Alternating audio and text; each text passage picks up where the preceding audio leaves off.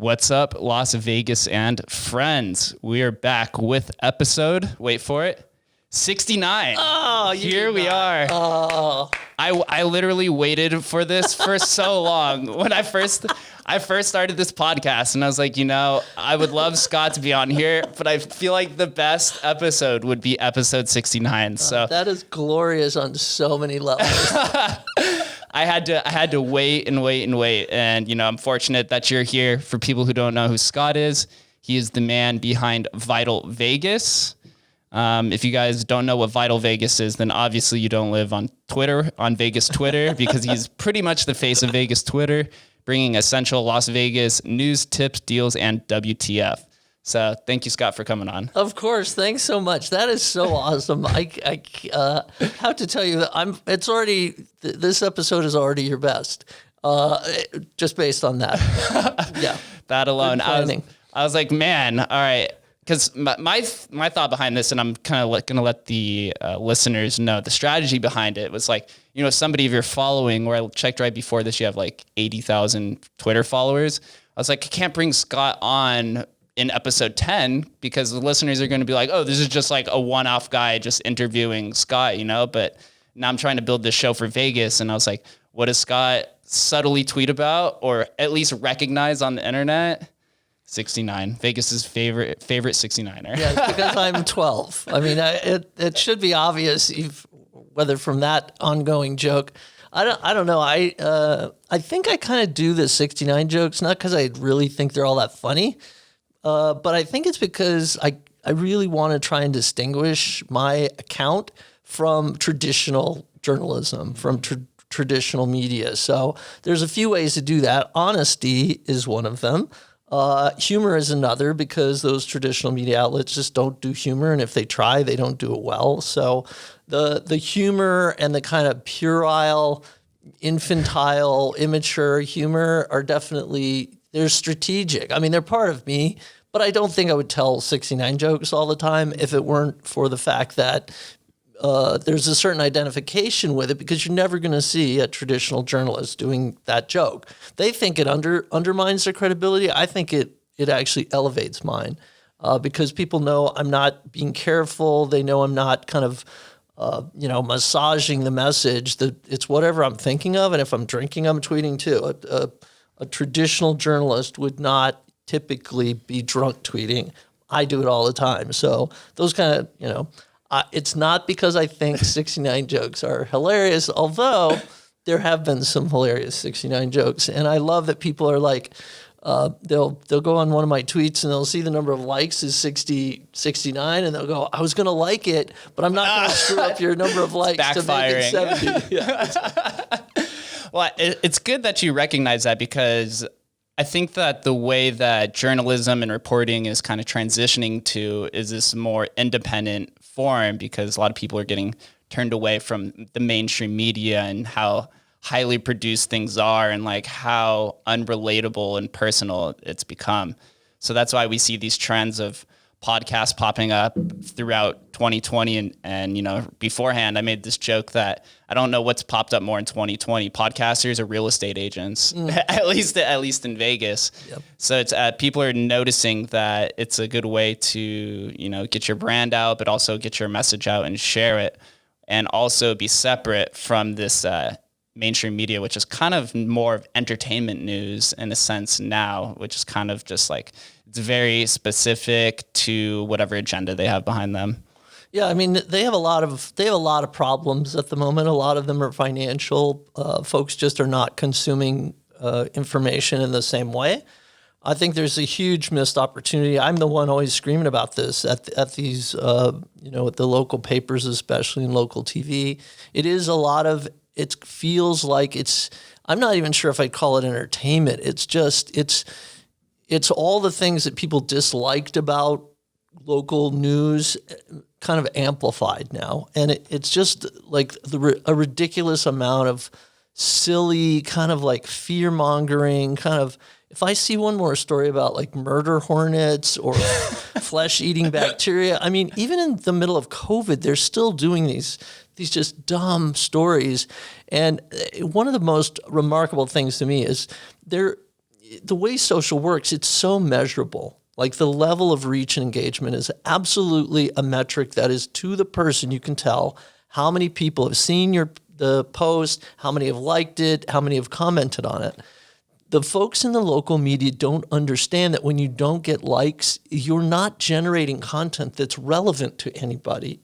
So what are you doing?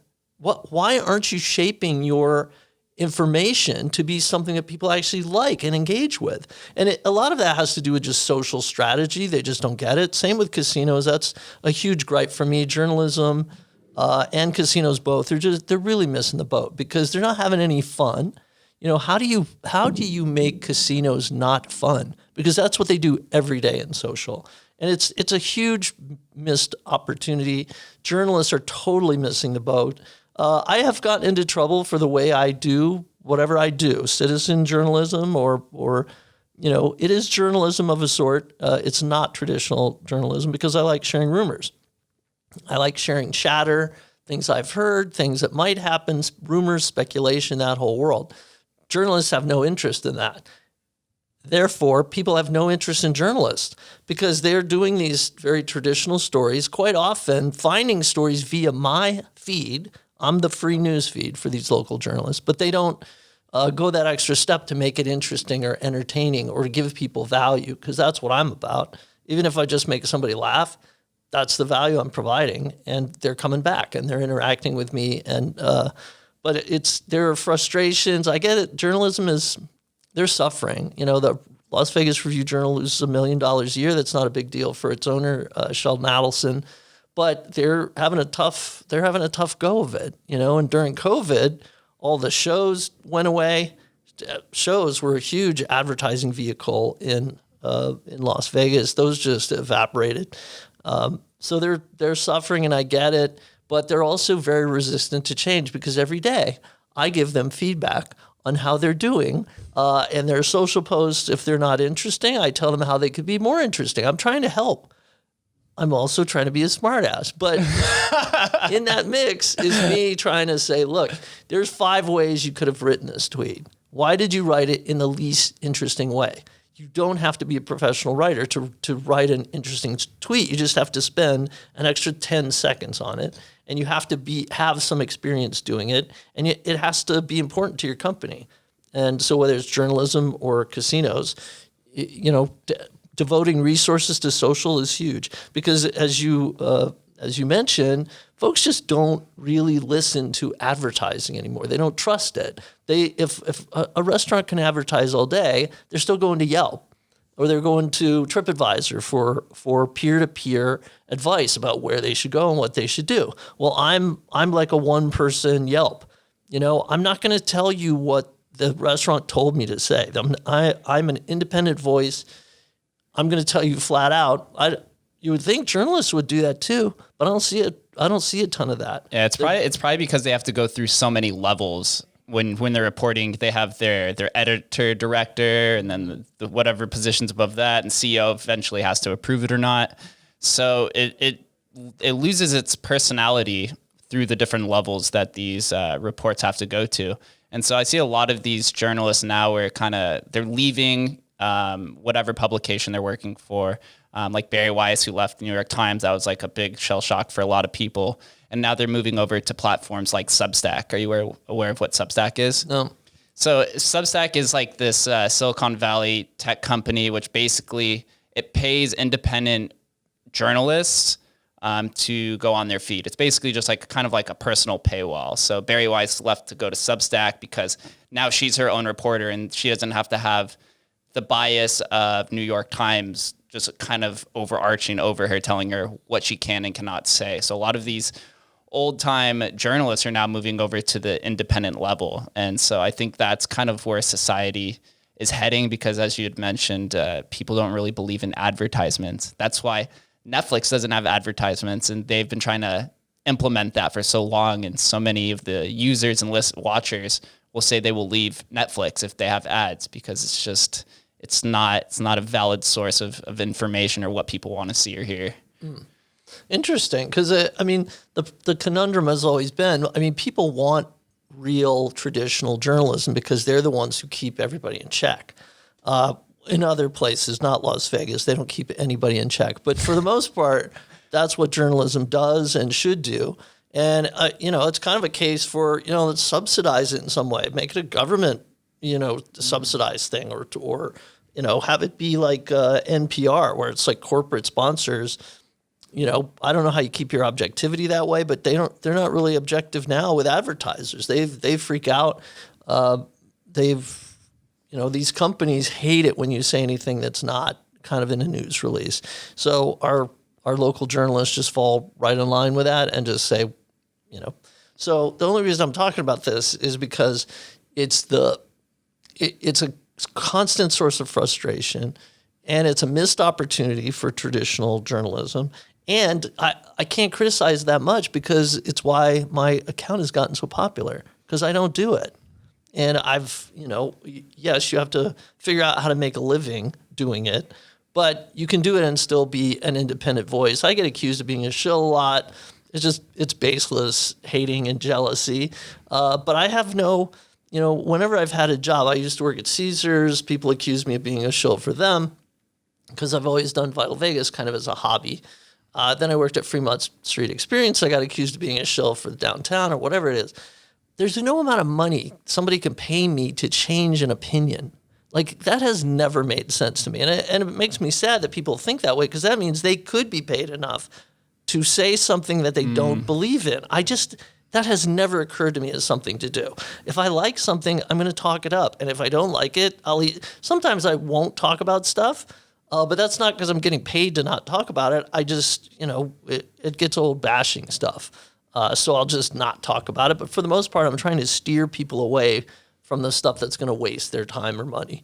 But having that just purity of the goal is provide value. And in my case, a lot of it has to do with just making people's trip to Vegas better. Like, that's literally the mandate. Is this going to make their visit better? Am I going to lead them toward a restaurant that I like and that they might like, or take them away from a show like Run? I was talking about Run for months because I didn't want people to waste their time and money. Oh yeah, that had a lot of backlash over it too, from Run themselves and some of the other corporations that kind of surround it as well. But I think you find yourself in an interesting spot. And when I started the podcast, I was kind of watching your Twitter feed, as probably thousands of other people kind of do. You were around 25,000 followers when the pandemic started. Now you're like almost tripled that since then. So the pandemic's kind of come out into your favor as far as people looking for a truthful or some sort of news source that they can trust as well, because people are obviously turning away from the Review Journal, The Sun, and a bunch of these other local news companies as well. So I think that people find something in you very interesting, and that you also tend to report information before some of the people that you're reporting on even find out about it. Yeah, those are the good ones. When people, it can be sad too, because especially during COVID, if you're an employee at a casino and I hear that something bad's going to happen, layoffs, whatever it is, I share it, and they, it makes me happy and sad that they heard about it from a Twitter account, because that means the internal communications are screwed up. But I appreciate you saying that, because that I take pride in that my opinions, especially about COVID, have not been universally popular. I think it's a very divisive subject, and I have tended to I feel like I've leaned toward being reasonable. But that's been perceived because I have not been jumping on the kind of lockdown bandwagon. It's perceived that I have been whatever you call it, hoaxer or denier or mask hater or whatever it is. I mean, I've never said any of that stuff. But there's been a lot more hate that's come out of this, but more people watching as well. So for a while, I was attracting the wrong kind of audience because they were looking for somebody to support their kind of delusional idea that this is a hoax. I never said it. I never alluded to it. I said that we were reacting in a way that I felt was kind of extreme, that would be more detrimental than helpful. Yeah, you're commenting on the reactions of people, not the actual idea surrounding COVID or the objectivity of how they want to regulate it. You're just talking more so, you're noticing people's reactions about it, and that for the most part, it was a critique of the media.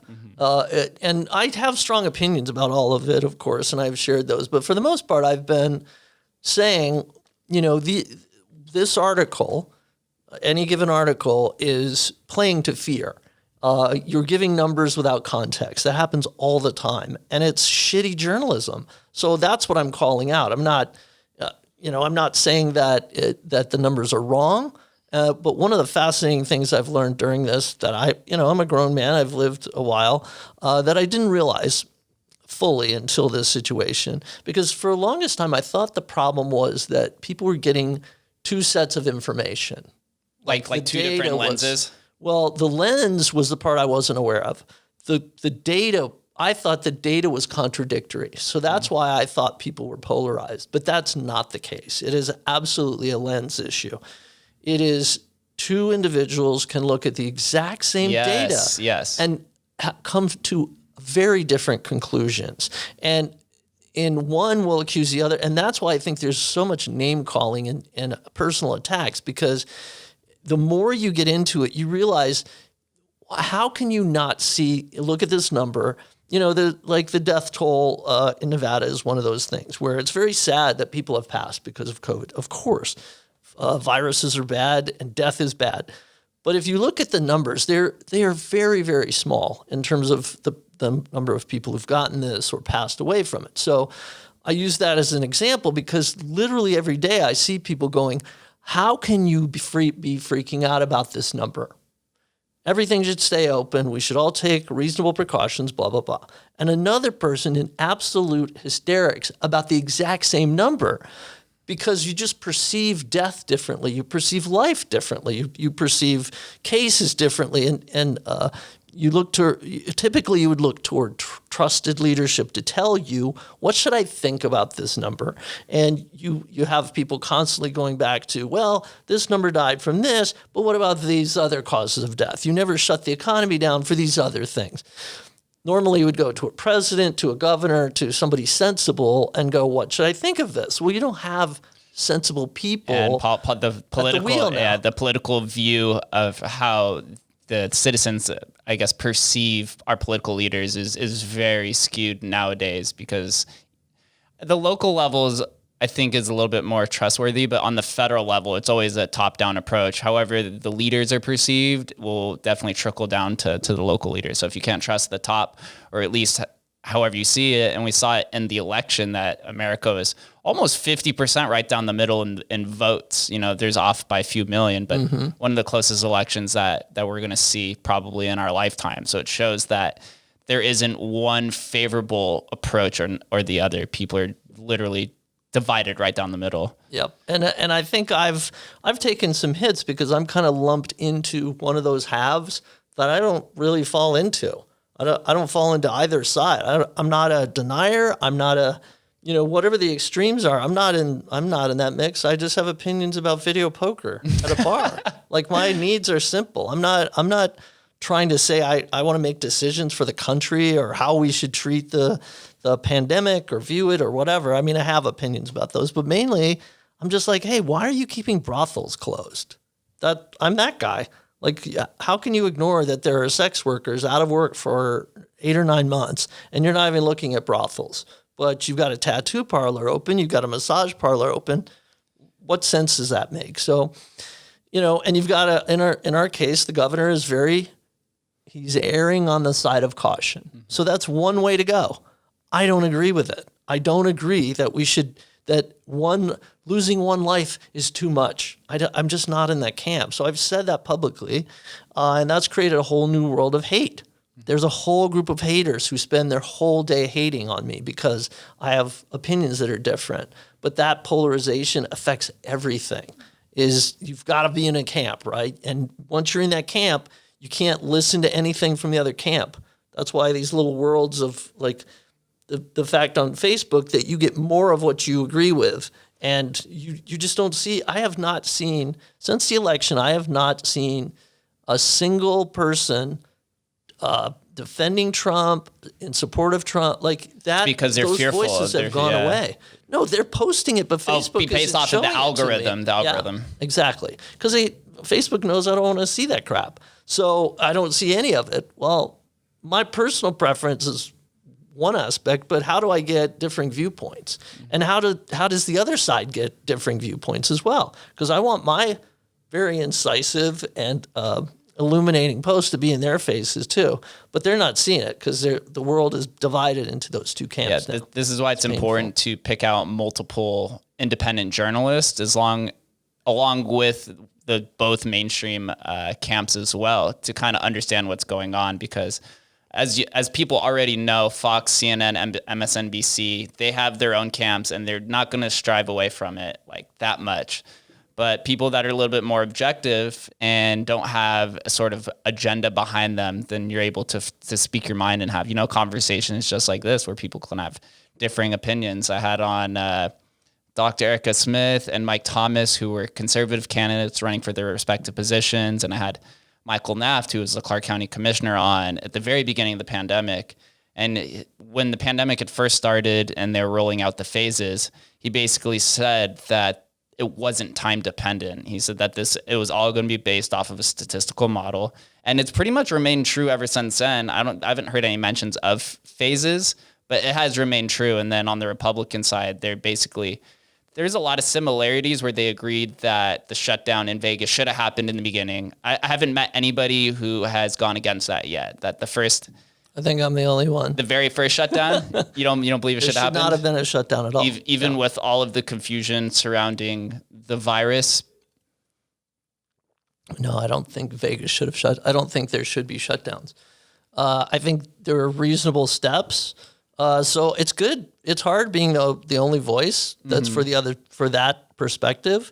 And probably it's perceived as callous because obviously certain courses of action are going to have detrimental impact. I'm this pro-Sweden guy. Yes, people have died. I don't necessarily think Sweden is losing the battle because I think over time it will be perceived that the damage caused by shutdowns is going to far outweigh. I do agree with that. A lot of leaders, especially in the financial and tech markets, are saying that 250,000 deaths is astronomical. It sucks to have that. But the long-lasting effects of a shutdown and economic hardship can be 10 times that over the decade because people have lost their health coverage, and then therefore it's spread onto their kids, and they have PTSD and psychological PTSD because of the situation. It goes on and on and on. So it's not just, every life does have a value because of it. And it's also, I think, something that's become skewed is more of the very liberal, progressive side. They see kind of the right side as just about the money. Like they want to keep the economy open so that these billionaires can get richer, but that's not the case. They want to. This side kind of sees that they need to have employees as well because they need their health insurance and yada and so on and so on. So that's kind of like where the main head become butted because of that situation. Yep. Yeah, and there seems to be very little middle ground, but I've been the middle ground guy. I haven't been anti-mask. I haven't been, there's a lot of steps that are being taken that are very reasonable. There's some problems that I don't know how you fix because we're, as I've been saying from day one, these brief interactions in public or in a well-ventilated place like casinos, people don't think they're well-ventilated, but they are. Those are not the problem. Restaurants and bars are not the problem. It's people at home. It's house parties. It's family gatherings. So how the hell do you address that?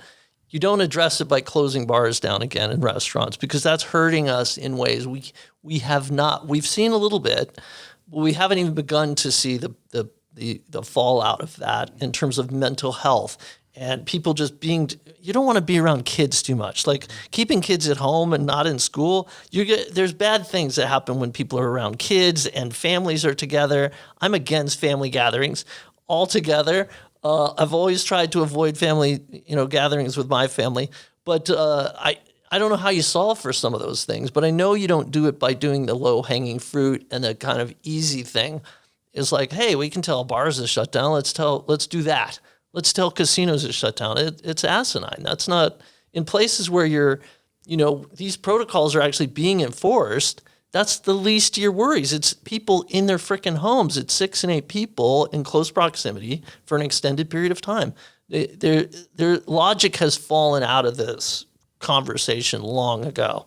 And it's about to happen again because the rumors are that we're going to have some shutdowns in Vegas next week. And it's just so disappointing because it's like they haven't learned anything. They go read a white paper. Like, just do some basic, I don't know where they're getting their advice about this. Like, it just seems, and I end up looking like I'm in the camp that's like, caution to the wind. Mm-hmm. I'm not about that. It's just, there's things that are going to happen related to domestic violence and suicide and depression and mental illness. I think this sustained anxiety is already causing huge problems. The suicide rate's up 200%. I just saw it recently. So and among young people, because they're keeping kids from school, they're just, all they have to do is sit around and get depressed and harm themselves. And so there's that long list where it's not always easily measurable, like the case count. The case count every day. They're just hammering away on the case counts. Like, that's the biggest metric. I'm like, that's not the only metric. Hospitalizations is a good metric. And deaths are going down as well. So that's something that they don't, that they haven't really covered, because I know in the beginning they were intubating patients, and that was actually killing a lot of the patients because they thought, it's a respiratory disease. We need to put a tube down them to help them breathe. And it was actually making the case worse. So you see deaths across the board, relatively much farther down the line. So I think that's something that they have to consider, because the long-lasting effects on Vegas, it's going to be detrimental. And that's something that Sheldon Adelson said recently when he wanted to sell. I don't know if he's still looking into it or not, but one of his reasons was that he thinks that the convention space is permanently damaged because of this. Yep, I would agree. There were a lot of, that's part of a discussion that's not really being had. And it came up again when they announced that Zumanity would not be reopening, right? So it was one of those things where it's like under the cover of COVID, or I described it as dying with COVID rather than from COVID, right? So the show is dying in the middle of the pandemic, but that's not why the show is dying. And a lot of these things are happening kind of during the pandemic, and the pandemic is aggravating these situations. But a lot of the stuff for Vegas was happening prior, and it had to do with increased competition. It had to do with Vegas kind of taking its eye off the ball about value, the nickel and diming, and that changing perception. The idea of gambling as always just being this, printing money, and suddenly fewer people are gambling, and now you're having a freak out because you can't do anything else. Like, a lot of that stuff was happening before the pandemic. And there's a lot of stuff that's happening now, decisions that are being made about staffing and just all kinds of internal stuff in the casino world that's being decided now. But it's the result of a lack of vision and planning prior to COVID. COVID has exacerbated a lot of those things. But the fact that there's legal gambling across the country, Vegas was already stalled. It was 2 years of visitation that was flat or down for 2 years. And then COVID hits, and now people are saying Vegas is going to come back 100%. Sheldon Adelson's going, no, it's not. What makes you think that? And Sheldon Adelson's situation was aggravated by the Las Vegas Convention Center being expanded in direct competition with his business. He's always talk about butting heads. He has butted heads with them for years now because they're trying to take business away from him. And in their world, they're like, well, we're just going to increase the volume of conventions overall. Well, where's that conversation? And you had Caesars Convention Center open up as well. Yeah, I mean, there's a lot of optimism out there. Was a lot of optimism, but I think Sheldon Adelson's like, you're kidding, right? Vegas is not coming back 110%. You hear people say it every day. So that's why they go to my account, because they need a buzzkill. they need a reality check. Like, I try to keep it light, but there's some of this stuff where the cheerleading is just endless. Another one's about sports, right? Sports betting is just this amazing opportunity. Vegas is just going to go through the roof, and it's going to be the salvation of, we got Raiders and we got a puckball team. We got all this crap going on. I'm like, what are you talking about? It is a fraction of a fraction of a fraction of the revenue for any casino. If it doubled or tripled or quadrupled, it's not moving the bottom line. What are you talking about? So they live in this happy little world. It's the same thing with the high-speed train. The reporters are all reporting it like it's happening. It's not happening. The Drew is going to reopen. It's not going to reopen. So I think people come to me for a little, kind of a reality, to get it back to me, of course, for kind of a reality check, because they're just not going to see that in other places. And I give bad news with a joke. So that's the best kind of bad news, right? It's like, if you get a 69 joke attached to it. Hey, yeah, I think Vegas is going to have to go through another repurposing period, but to what degree, I'm uncertain. It's about every 10 to 15 years, Vegas kind of rebrands itself. In the early days when it first started, it was gambling and Devil's Wear Prada, Wild Wild West. And then when you go years down the road, it became kind of like the cheap cocktails and getaway. Then in the early 90s, it was family with amusement parks. And then in the late 2000s, it was clubs and day clubs and the EDM DJs and superstars. And so I thought the next phase was going to be conventions and sports. But if conventions are permanently damaged, we're going to have to find something else for our city, which I'm uncertain to see what it is, unless they can lure in something that's not necessarily tied to the Strip. Maybe they can lure in tech companies, or I know like the adult entertainment industry is moving out here, some other like off-branching things. So when I talk to a lot of the people that I bring onto this podcast, I kind of stem out there. Seems like there's a lot of attention out here, especially with no state taxes. That's very alluring. But man, we were so close, I felt like, to getting off of the dependency of tourism and the Strip. But with COVID, it's tough to see what the future is going to bring. Yeah, and I've never seen that. I've never seen any sense that they're serious about diversification. Sports was, I guess, if everything they said had come true about sports and conventions, like they picked the two things. I think they were also trying to pivot to entertainment. Like that was, literally just a few months before COVID. They were really trying to pivot away from gambling and casinos to entertainment. I think a lot of this is just wishful thinking, to be honest, because back in the day when Vegas had a monopoly on casinos and gambling, that drove everything else. It subsidized all the restaurants. It subsidized all the shows. So that ended as increased competition started to happen. People started gambling less. Now everybody has to kind of stand on their own 2 feet. And that's why you've got, say, a Circa downtown with $16 and $20 sandwiches, because the casino back in the day would make sure those sandwiches were $3 each. You're just trying to get people in, and you're trying to keep them in the building with cheap food. That whole business model is done. Everybody has to stand on their own 2 feet. A lot of the theaters are kind of, they call it four-walling, where you're just paying for the space and you've got to do all your marketing. Nobody's subsidizing those ticket prices. People are paying $200 a pop, for a Cirque show or Lady Gaga or whatever it is. But I have trouble envisioning what's next, because the skill set in Vegas is, for decades, has been marketing a product that doesn't need marketing.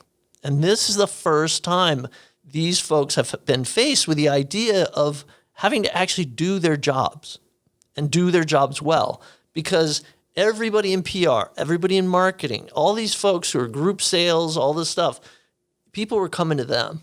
Like, that's just not happening. COVID or not, that's not happening. So, and you can do this stuff elsewhere.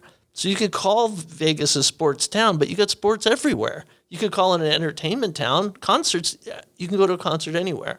So I think the key for Vegas is to really get back to, first, there has to be an understanding that it's not going to be 100% Vegas back. So if it's a 70% Vegas, things have to be downsized. The strong will survive, but they have to really start focusing on value again. It doesn't mean cheap. It means no fees, no resort fees, no venue fees, no CNF charges, these annoying fees, parking fees just have to go away. You've got to have that perception of value. So they have to rebuild trust with their customer base because of that. Because they've been counting beans. That's been their area of expertise and that's why people kind of romantically think about the mob days. The mob sucks. Like straight up, I'll go on the record saying organized crime sucks, right? But people remember it finally because when you walked into a casino, there was a guy. You knew a guy. He got you a ticket for your show. And it's not a host. It's just a guy. And he would recognize your face. He would know your name. He would take care of your room. Of course, you're gambling and paying for all this stuff. But the perception is this guy's taking care of me and he knows who I am. I'm a VIP. Everybody wants to feel like a VIP. But as Vegas grew, it was more about really just optimizing revenue and synergies. The corporate takeover. Yes. And so now you feel like you're a number, and you are. You're putting your card in the machine. It's purely transactional.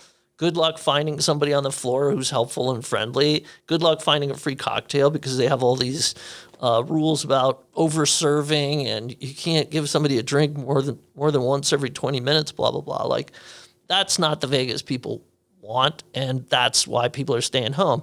The increased competition is a huge thing because you got frickin' tribal casinos and you've got regional casinos that are upping their game. They're making so much money. That experience at a local casino is as good as Vegas. Sports betting you can do on your phone in a lot of places. Why am I going to Vegas? Yeah, Caesar just bought William Hill because of that. Yep. And if I can do that stuff somewhere else, yes, Vegas has experiences, and that's what they're going to keep saying. Unique experiences that you can't do anywhere else. But I'm like, that list is getting very, very short. If I'm worried because Vegas is not equipped, the talent pool is not equipped to do the stuff you're talking about. They can have a Google data center over there. It's 100 people being employed. That's not a Las Vegas-wide initiative to have startups or tech or whatever. There's just no capacity for it. There's no, Tony Hsieh came downtown and dumped all this money in downtown. It's one guy. Like, one guy can't do it. And he's not going to transform, he's transformed a few buildings and has some good bars and restaurants that have come out of his investment. He's going to make a fortune because he bought a lot of land. But for the most part, Vegas doesn't have the leadership, the sophistication of leadership, and we keep electing people who just don't. That's not what they're about. They're about doing what the casinos are doing, which is going back to that same well of people, many of whom are dying off from old age. They're dying off, and you can't keep going back to that well because a 26-year-old person has no interest in sitting in a machine and pushing a button. And you can't go, we've got a skill-based game next to it. It's Frogger. Now you're interested, right? Like, they do this all the time. Yeah, it seems it's superficial, and they just don't get it. It seems like the leadership kind of has a detachment from the generations that are kind of surrounding or coming onto the Strip, right? Like you said, they're a lot older casino guys. Now it's majorly millennials who are coming in. They have less money. They're more catered to the experience. But it's like, what experience do they want? They had the esports arena that opened up. Seemed like it didn't do too well. There's kind of a missed opportunity there in some way. The clubs have just become crazy expensive. I've worked at Omnia the last 5 years. You don't really see millennials coming in and buying table service. They're the ones that are going and dancing on the dance floor and maybe getting one drink and kind of experiencing that way. So it's kind of just taken away from the personality of what the Strip is, and as going back to just being kind of a number more so than anything else. So it leads me to a question then, because the Strip is obviously more expensive. Downtown is a little bit cheaper, and it seems to be becoming a little bit more personalized and nuanced. I had Jonathan Jossel on here, and they're looking into all kinds of different things. They have like a real nice gym in there. They have pickleball, bingo tournaments, a bunch of different things that the Strip doesn't offer. Do you think that the next wave of Vegas maybe transitions more to the downtown area? I think their numbers prove that that's already happened. Full disclosure, I worked at Fremont Street Experience for 6 years. I left in May to do Vital Vegas full time, but it was very obvious that the Strip was alienating a lot of folks. You can't find a great nightclub downtown. So if that's your vibe, if you want to, well, now it's a little bit different with the night with the pool complex at Circa, but for the most part, it hasn't been a pool culture. It hasn't been a nightclub culture. It hasn't really been an entertainment culture. So there's things that downtown can't do, but the things that I love, gambling, drinking, and eating, if those are your things, downtown, that pivot has already happened. And that's why Derek Stevens and Greg Stevens built Circa, because I was in those meetings where they were talking about we have more demand than capacity. And that's been true for, I think, most of the time that I've been downtown. I was pivotal to the growth of and success of downtown. But I think that value-seeking thing that I was talking about, downtown was already ahead of the game on that. The Strip would do well. They can't match the prices, but downtown is very good at making sure you know you're getting a value, and that you literally to the point where for a while we were just putting up a price. We were putting up a price of a cocktail on the Strip and the price of the same cocktail downtown, and it was half. Sometimes it was a third. So that was just based on price point. But if you get into the world of where do you feel most comfortable, I've never been to the Strip where the bartender has known my name. Because it's just so big. There's hundreds of bars and hundreds of, thousands of customers that they interact with. Downtown at every bar, every bartender knows my name. And do you think that's also because you're Vital Vegas too? I think a lot of them just know me from I drink there and I sit at that bar, and they're not dealing with the quantity of people that they are on the Strip. So I wouldn't even know how to train a bartender on the Strip to be able to go. I mean, a lot of people have that relationship with bartenders on the Strip, but in my world, I've been to certain bars far more on the Strip than I have downtown, and they don't recognize me as an individual. They're just, the companies are too big. So I think downtown has a lot going for it. The Fremont Street Experience, the video screen was revamped and launched on New Year's Eve. I think it's not quite as iconic as the Bellagio fountains, but it's right up there, especially after the renovation, because the visuals are just really dazzling. Yeah, that's kind of the downtown face piece for them. Right. And a lot of folks would never go down for that. They would never go downtown at all because the Omnia folks that you're talking about, I've talked to many people who go to the nightclubs. I don't do it myself, but I know those people. And your people have told me until probably even just the last year, I would never have gone downtown. It's grubby. It seems grimy. I'm dressed to the nines to go to frickin' a nightclub. I am not doing that downtown. I'm not walking Fremont Street in my club wear. Mm-hmm. And that's probably a good decision to make. But, especially with Circa, now you're starting to bridge the gap between the two, and you're getting a little more of an elevated experience, and you're still getting value with the prices. But I think downtown, people ask me like, what's better? And I don't think there's a what's better. I think they're just two very different experiences. But I think if you like the kind of Vegas where you feel like you're valued and you're going to get more perks and comps, and they're going to appreciate your play. And if you don't like having to walk a mile between hotels, like I think downtown has that focus. There's looser machines in town. If you go to Boulder Highway, the machines are looser.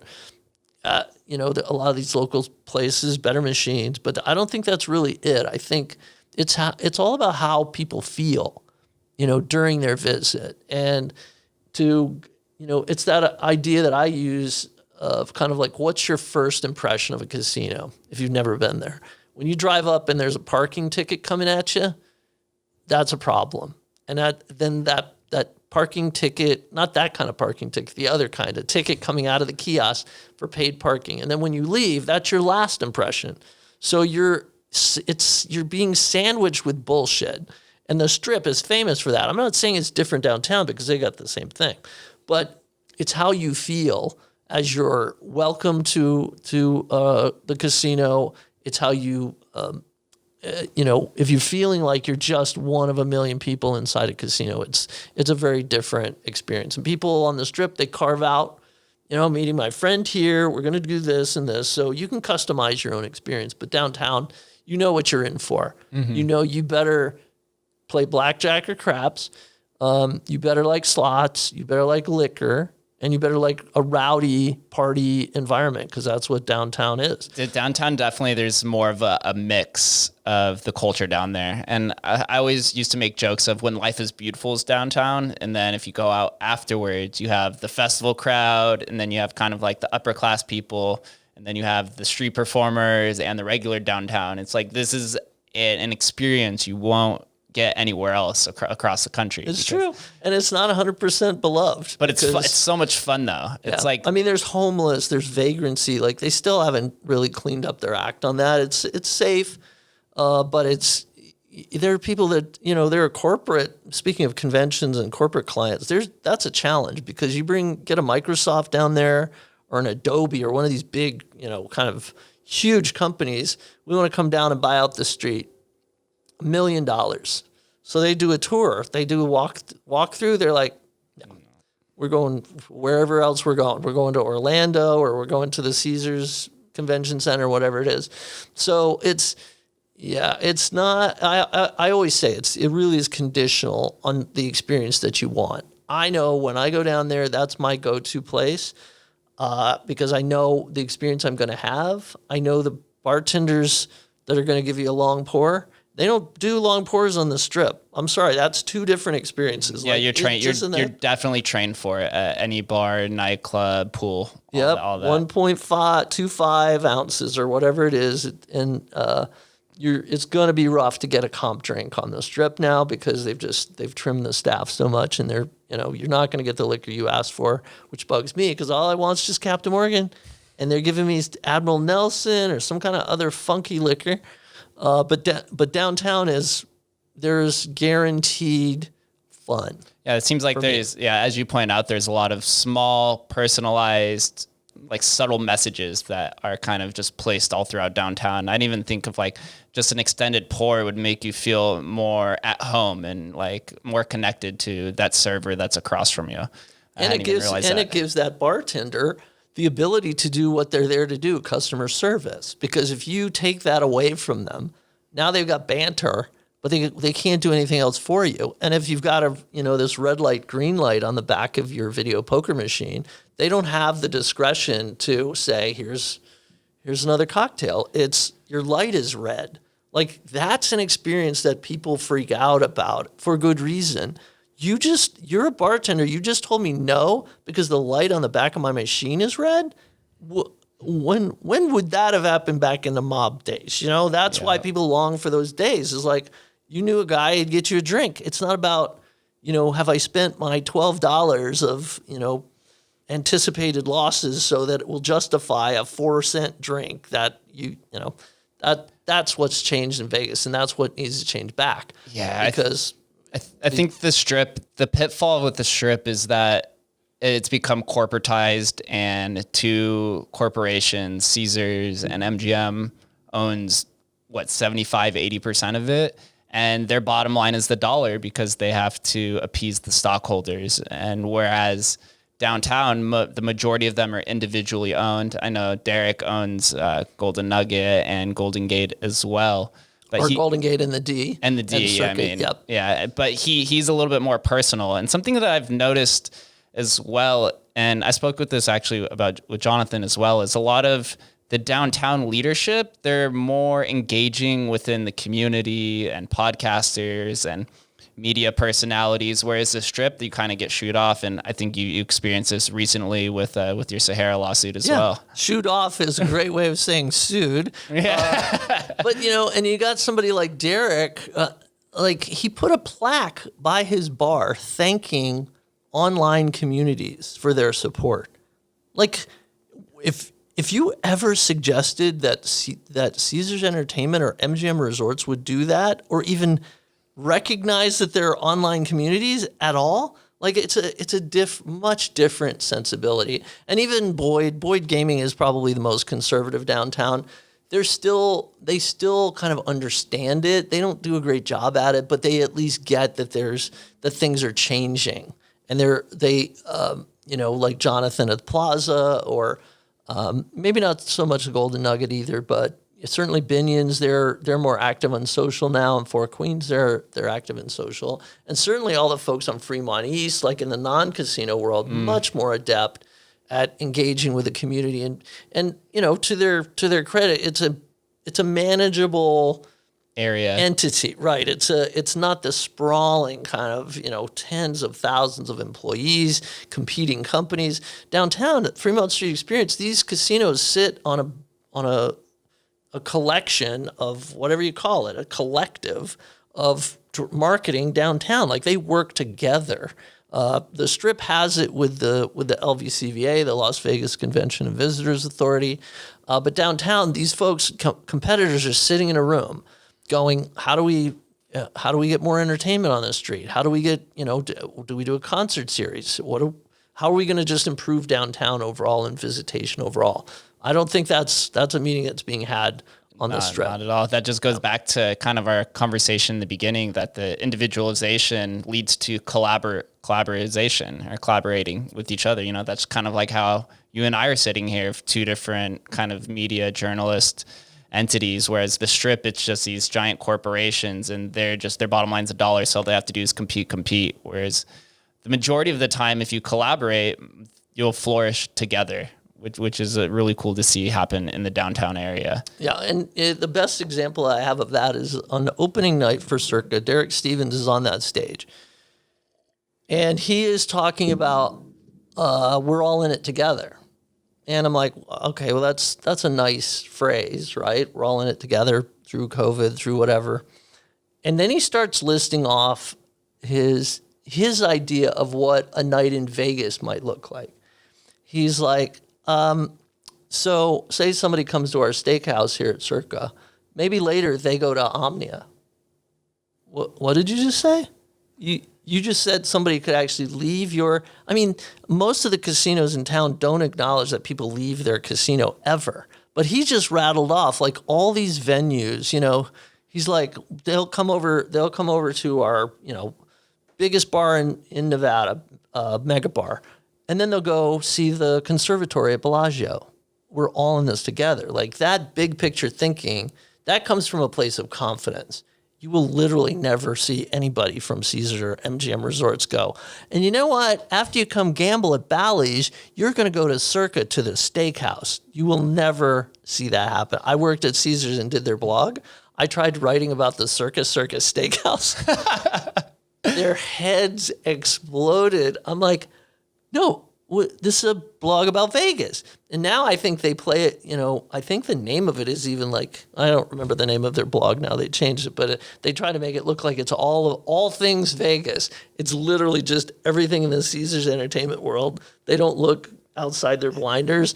I'm like, your world is getting smaller. It's like that jealous girlfriend. Anytime you leave or talk about anybody else, she's nagging on you, going to put the leash around you and tie it even tighter. Whereas the relationship where they're both comfortable with each other and they're two people coexisting and they give you freedom. Freedom will always bring trust back to that relationship. And that's something that he's acknowledged. That's a great example, because if you hold that person tightly, they're bound to do something bad. But if you say you're free to go, then it just changes your psychology. And I don't know. I thought that was really bold on his part, and he articulated it really well because he had so many examples of things that it's like just an acknowledgement of reality.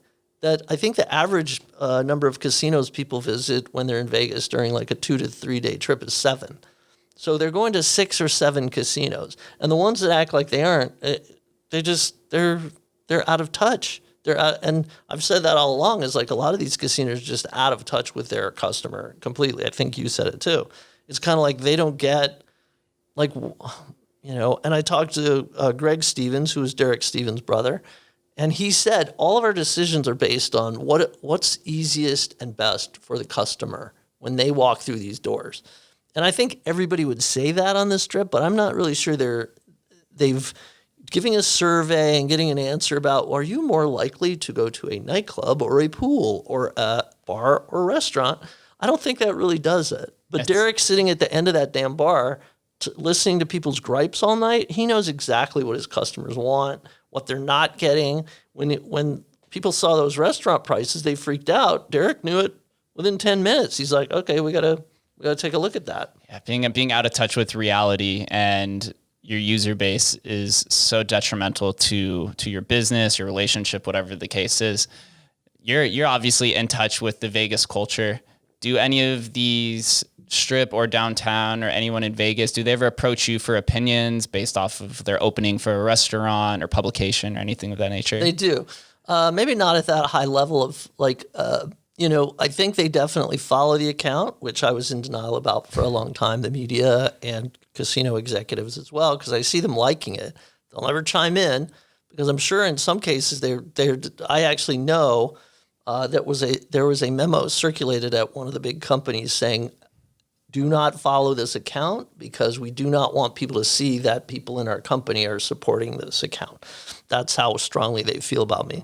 But I hear from executives all the time, usually the cool ones that you're talking about, the ones that get it, that, I'm not the be all and end all, but they know I have a pretty good focus group of those 80,000 people. Like if I ask a question, the discussions that come out of these posts, every casino executive needs to read every post in reply because people are giving really valuable, they have no agenda.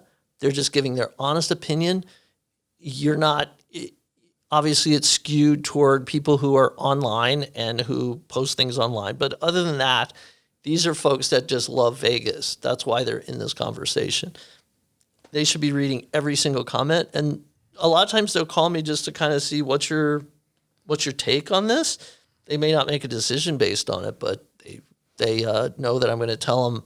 Because a lot of these folks at that level, CEOs, presidents, they're surrounded by yes people. Even their most trusted confidants are yes people. And I think that's what happened at the Palms. Those folks nobody stood up and said, you're doing chaos and you're paying Marshmallow how much? No one said it. And it was, the numbers were absurd. And the business model was never going to work. But they were surrounded by people who weren't me.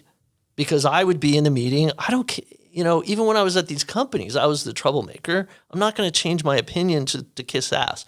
So they call me because they want kind of like, I know what my team's saying. What do you think?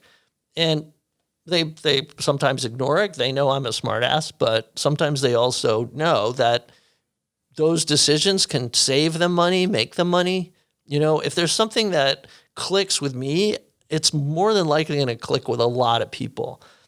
So when I recommend something and people do it or pursue it or try it out, the vast majority agree that it was good or it was shitty. So they know it's kind of a bellwether of what's to come. What are we doing wrong in our blank? Circa had this issue with their shrimp cocktail. Everybody was looking forward to it coming back. Then it was like, oh, it's only from 3 to 5 a.m. Okay, well, it's not exactly what we were expecting. And then people were showing up and they were saying, oh, it's only with the purchase of an entree between 3 and 5 a.m. I'm like, oh, no. What are you doing? So I did speak to executives there. They pretty quickly realized they had, they're not going to do a loss leader like that. They're not going to do a 99-cent shrimp cocktail that costs them more. It just makes no sense. But I think they realized like our communication's off. And I am the one who shared that. I'm not a shill if I'm sharing that they botched the communication. And now I noticed all the posters have included that language. So that's why I'm so power hungry. I love expressing an opinion and having them do something about it. They had this New York a while back had a billboard that was a roller coaster, and the quote on it was "Let's roll." And so to me, that's a very emotional phrase because of 9/11. a lot of people 9/11 is connected to New York. So I did a post about how I wasn't really sure that hit the right tone. I understand they meant let's roll in terms of the roller coaster, but they inadvertently, hit a nerve with me, and I think with people, especially people from New York. And I'm like, why would you choose that phrasing? So they took the billboard down. So those are moments where I feel like I'm helping. I obviously get the benefit of attention, which I like. But yeah, sometimes they'll call. Sometimes I will just call them out publicly, and they'll fix stuff and make adjustments to their credit. They're listening. A lot don't. A lot are oblivious to the online conversation completely. It's having that awareness that you're pretty much like the Vegas liaison. And it's not something that I've noticed, especially since I've started this podcast, is there's almost two Vegas communities, but they both have the same amount of passion when it comes to Vegas. You have the tourists and the locals. And I feel like, I don't know for certain, but I feel like there's no other city, at least in the US, that has this kind of camaraderie and passion for a city for people who don't even live in the city. Like, shit, half of the podcasts about Vegas are from people who don't even live in the city. Like, it's way crazy. More than half. Yeah, it's and most Vegas podcasts are not from Vegas, and that it completely love it. Yeah, it completely took me away. And then looking, through your account and how many people respond just over and over and over with energy and kindness and frustration, that people really love this city. And for many different reasons, but it's cool to notice that you have to cater to two different dynamics because of that, who have the same compassion. Yeah, they do. And find another city where that's true. Like, there's no vital Seattle. I'm sorry. There's no, this account would not exist or be successful were it not for just, there are people who don't come to Vegas for years who are still engaged in that conversation. Like, other than Disneyland, maybe, because there's a lot of Disney fans, and they'll stay engaged in that conversation, but they have movies coming out and they have, streaming service and all this stuff that they do. But Vegas is just like, it's a tourist destination.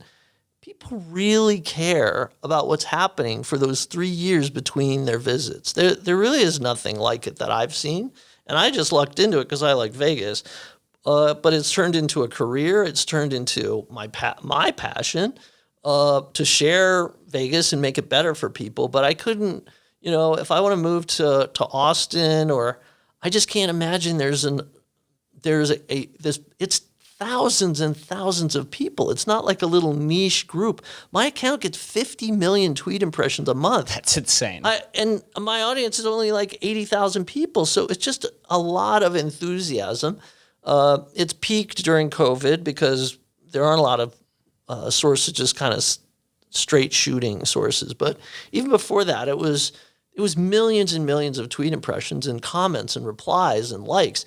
And I think it just had to do with, when you have a place that makes you this happy, you want to stay connected to it.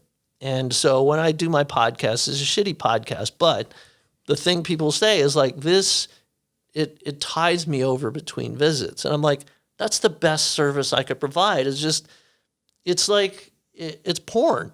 It's between actual sex. Porn tied you over. So I'm the porn. I'm Vegas porn. You're vicarious Vegas. Oh man, yeah. It's the things that I noticed that people just hang and fringe over literally even the smallest moves of, that a wedding chapel that got tore down recently. People were up in arms over it, and what the restaurant's going to take over next, or the server doing this and this. There's just the smallest things. It's insane. And the way that people can live vicariously through you, through the information that you put out and opinions and things like that. I do have another question is, you were recently in trouble or you had the lawsuit, but I don't want to talk about that because you've talked about it. They were in trouble. Yeah. They sued me, but they're in trouble because I won the case, and my lawyer just submitted to get $100,000 in legal fees recouped. So, yes, I didn't mean to correct you, but I was not in trouble. F them. They were wrong, and they did a frivolous lawsuit. Yeah, that's huge. It's huge for free speech. I'm glad that happened.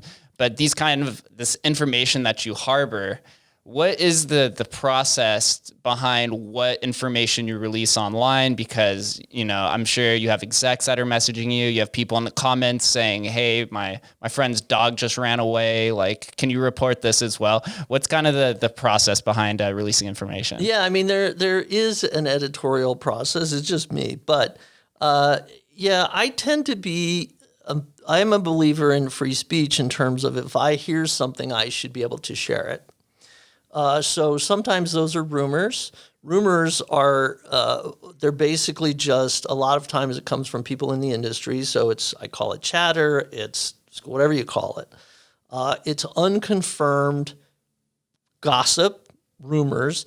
I, of course, have become much more aware of the rules around that because I always thought that the fact I called this rumor a rumor would protect me from assholery on the part of a company like Sahara, which is not the case because I quickly learned you can sue anybody for anything. I've shared things that had almost no basis other than that a dealer has this information, it's their opinion, I share it. In this case, I actually had a source.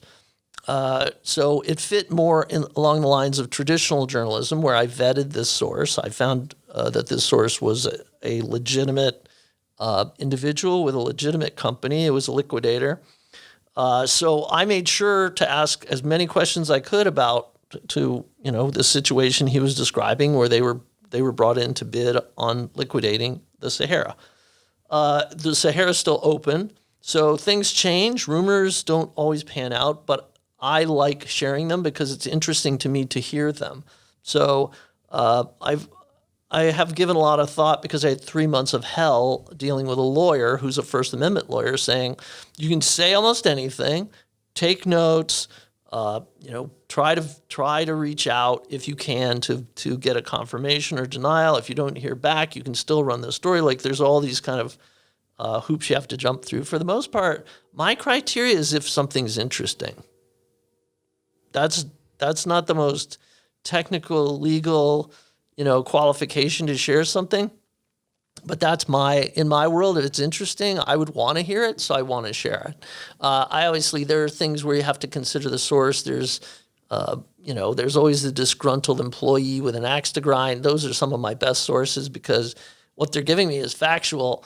The reason they're giving it to me is because they're pissed at their employer, but the thing they're sharing is factual.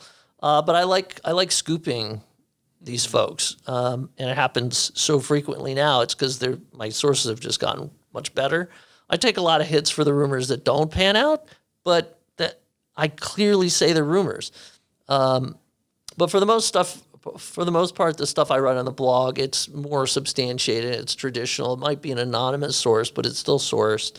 And I have to believe that if I call something a rumor, if it's an opinion, that's all protected speech. And yes, you can still be sued, but I was sued once in 7 years, and the case was thrown out for good reason because it was baseless.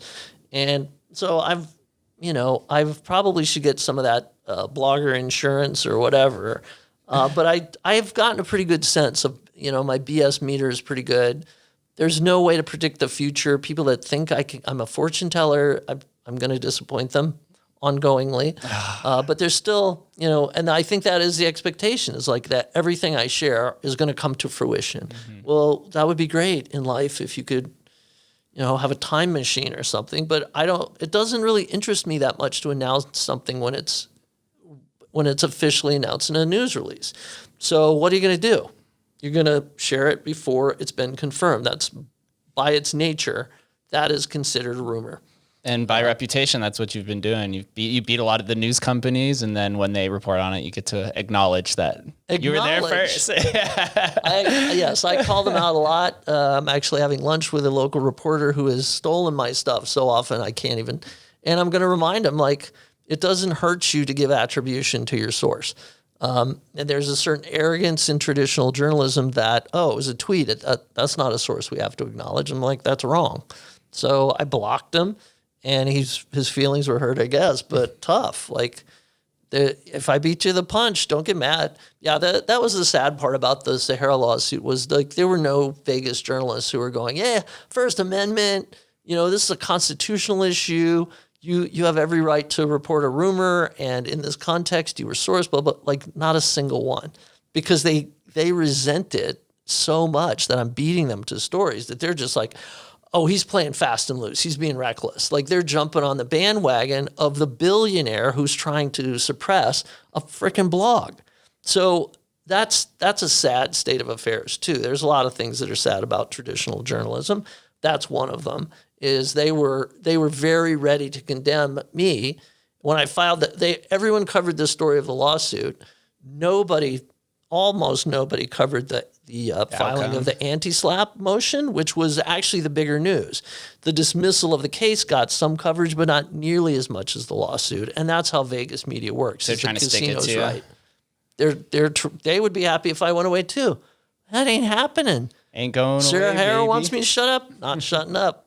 The traditional publications, they want to be seen as the source of all this news. They're just not. So I call them out. I acknowledge the fact that I was first, and I ridicule them. And so they deserve ridiculing because people are smarter than that. They know if you did a tweet, some of my tweets are 6 months ahead of when they write their story because they finally get the news release. They can do that all day long. I don't begrudge them writing a story from a news release, but they have to acknowledge that I had the story 6 months earlier. It happens so frequently. It's not a fluke. It's because my sources are good. There's 2 people in a room where a decision's being made, and one of those people sent me a text. They're putting their job, their livelihood on the line for whatever reason to get that information out there, and I'm the conduit of the gold. I spin the gold all day and all night, and I'm happy to help them out their employers. Yeah, it seems like when people approach you with information and then you could put it out, there could be multiple reasons why they want to do this. Maybe there's a accidental leak, which we see happen in mainstream media a lot. Maybe they're trying to stick it to somebody or everything like that. So there's a lot of things to take in consideration. But something that you had mentioned earlier too is that, now you're doing Vital Vegas full time. And now that you have all this responsibility, will Vital Vegas ever be more than just Scott Roeben? I hope not. It's possible. The brand itself has a certain amount of value, I think. But it was always a showcase for, mainly, it started out as kind of a showcase for my photography. I just like taking food photos and architectural stuff. And it evolved into the scoop stuff over time. The Twitter account, like you said, it was quite small. I never expected Twitter to be anything. And then it just exploded.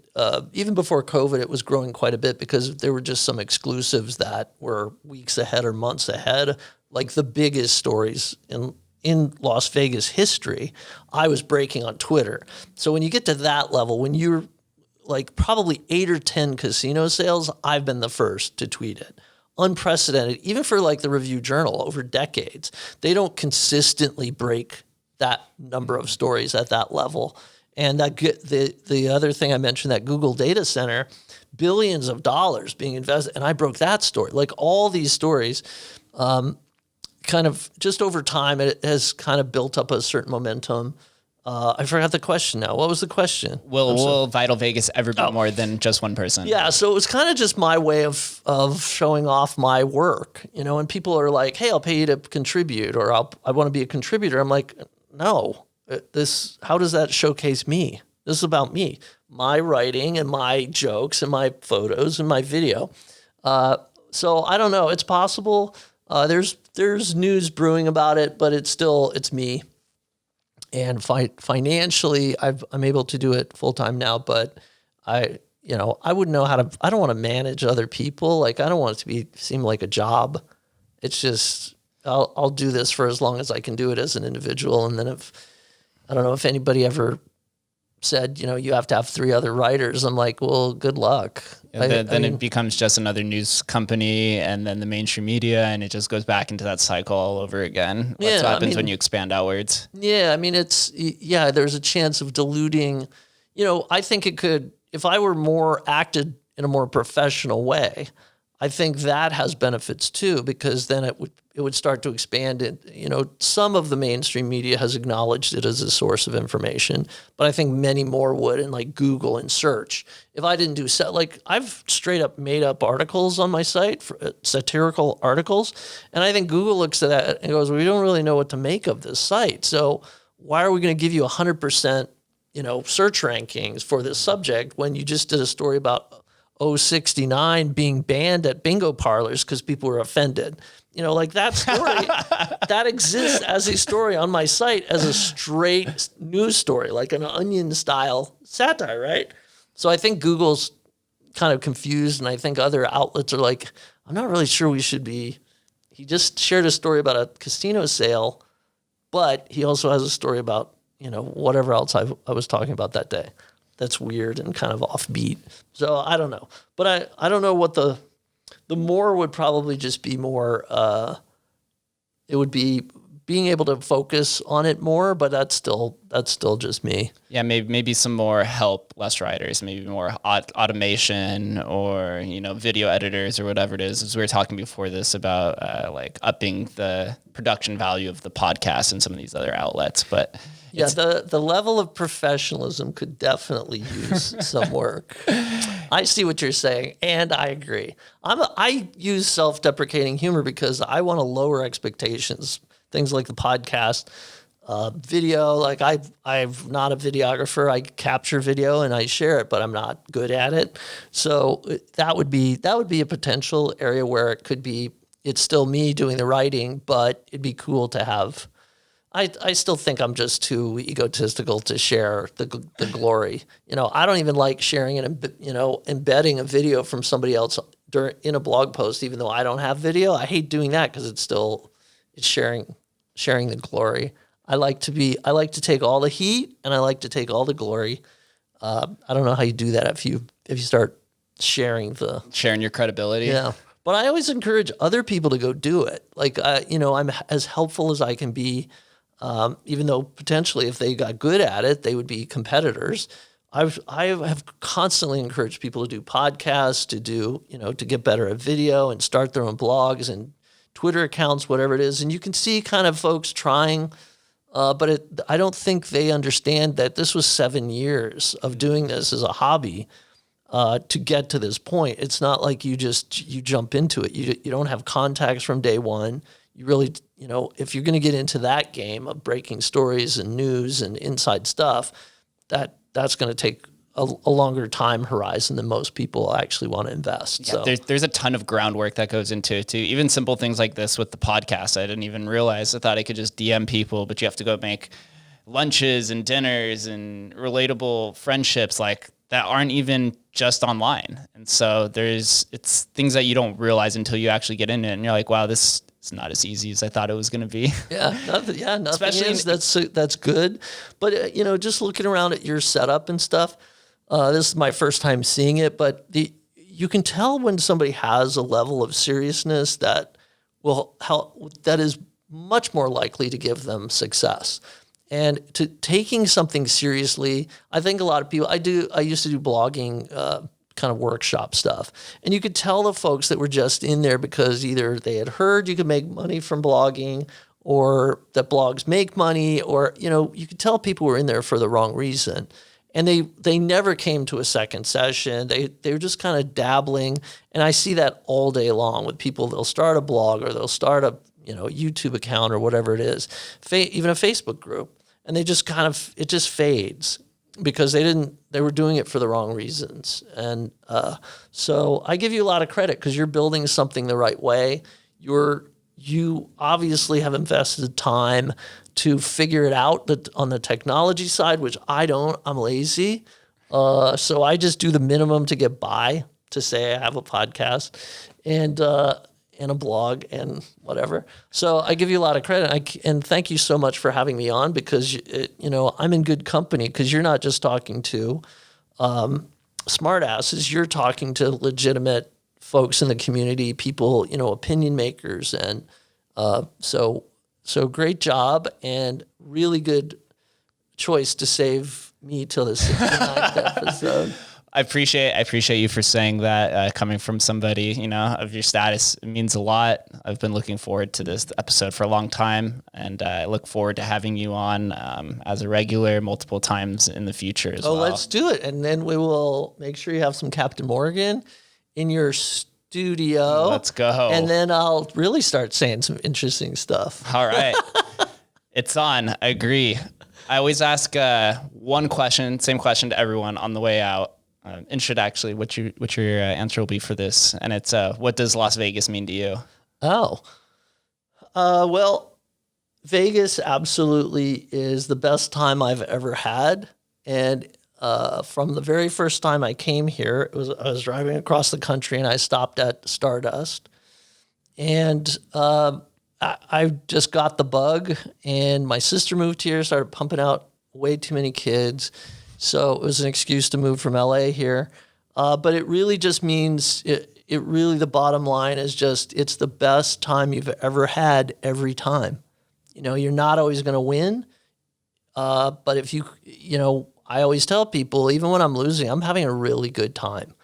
And there literally is nothing like it. Disneyland doesn't have enough liquor.